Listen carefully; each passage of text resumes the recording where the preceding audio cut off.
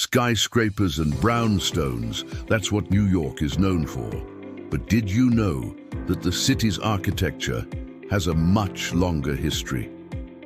Join us as we take an architectural journey through time in this New York Minute. Our story begins in the early 1600s with the Dutch colonial settlement of New Amsterdam. The original buildings were simple and functional, just like the architecture of the time period. In the South Street seaport, you can still see some of these buildings today. They were built from brick and wood in a style known as Early American. This style was characterized by its gambrel roofs and dormers, which are those cute little windows that you see sticking out from the roof. As the colony grew, so did the demand for more sophisticated architecture. Enter the federal style. This neoclassical style was all the rage in the late 1700s and early 1800s. It was during this time that New York really started to feel like a big city. The streets were paved, public buildings were constructed, and private homes became more elaborate. Some examples of this style can be found throughout the city, including the famous Federal Hall, where George Washington was inaugurated as the first president of the United States. But as the 19th century progressed, so did the architectural styles. The Greek Revival style was popular in the 1820s and 30s and was characterized by its emphasis on symmetry and proportion. These buildings often had columns and other classical details.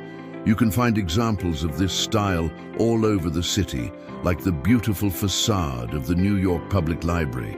In the mid-1800s, the Industrial Revolution was in full swing, and new materials like iron and steel were being used in construction. This led to the development of new architectural styles like Gothic Revival and Italianate. These styles were more ornate and were often used in commercial buildings.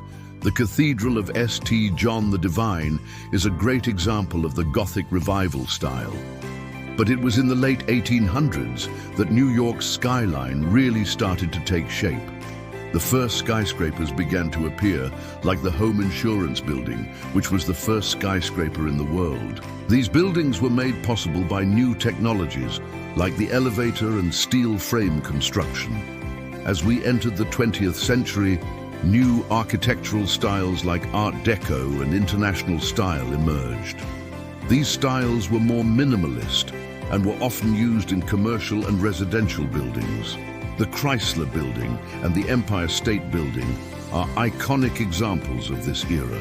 And let's not forget about the modern marvels of today, like the new World Trade Center and the High Line, an elevated park built on top of an old freight rail line. New York's architecture is a reflection of its rich history and cultural diversity. Each building tells the story of a bygone era and the people who lived and worked there. So the next time you're in the Big Apple, take a stroll through the city and marvel at the beautiful architecture that surrounds you. Who knows, you might just learn a thing or two while you're at it. Thanks for watching. To learn more about New York's architecture, visit our website.